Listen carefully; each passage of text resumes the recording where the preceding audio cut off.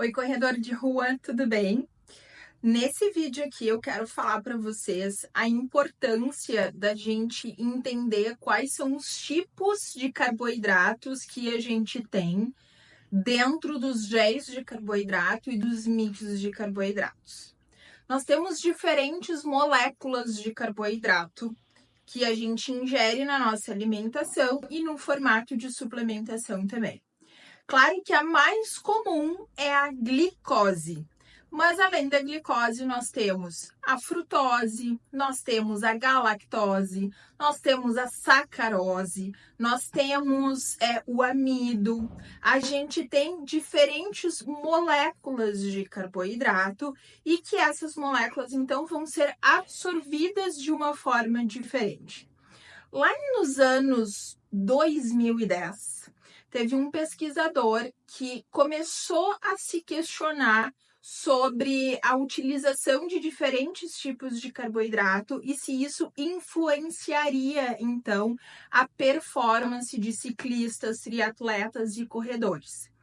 O que ele viu? Na verdade, ele pegou um grupo de ciclistas e testou com esses caras, fez um estudo científico e fez um teste, então, utilizando diferentes bebidas. Ele utilizou água, ele utilizou somente um tipo de carboidrato e também fez um combinado de carboidratos de frutose e glicose. Então, era água, glicose e um combinado de frutose com glicose.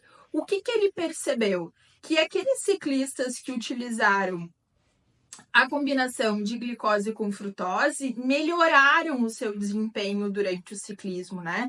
O tempo até chegar à exaustão demorou muito mais.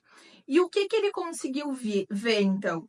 Que essa combinação gerava uma maior oxidação de glicose durante o exercício físico. O que é oxidar glicose? É eu conseguir fazer a partir da molécula de glicose mais energia. Então, eu produzo mais energia. Então, isso que significa oxidação de glicose, tá? Então, por isso que hoje em dia os géis de carboidrato de qualidade, os mix de carboidrato de qualidade também, tem essa combinação, os diferentes tipos de carboidrato. Então, a gente hoje tem géis de carboidratos, tanto os nacionais quanto importados, com essas diferentes combinações. Isso é muito importante, principalmente quando tu vai fazer aqueles teus treinos longos, aquelas tuas provas longas, e não só pensando na corrida, mas no ciclismo a mesma coisa, no triatlon a mesma coisa, né? Por quê? Porque quando a gente utiliza esses diferentes tipos de carboidrato, a gente não sobrecarrega alguns transportadores que tem lá no nosso intestino. Então, a glicose, ela é transportada, ela, na verdade, ultrapassa a barreira intestinal para ser liberada na corrente sanguínea pelo SGLT1. E a frutose pelo GLUT5. Se eu utilizo somente um tipo de carboidrato, eu vou sobrecarregando esses transportadores e isso pode gerar alguns sintomas gastrointestinais durante a tua prova ou durante o teu treinamento mais longo. E aí, quando tu faz a combinação, tu tem uma distribuição melhor dessa absorção e isso vai evitar, então, os famosos sintomas gastrointestinais durante o exercício físico. E aí tu pode pensar assim, bom, Denise, mas eu já utilizo géis de carboidrato com diferentes tipos de carboidrato e também mix de carboidratos dessa forma. Mas mesmo assim eu me sinto mal durante o exercício, eu uso gel e pareço que tá descendo meio que quadrado. O que pode estar acontecendo também? Tu tá pecando na tua hidratação.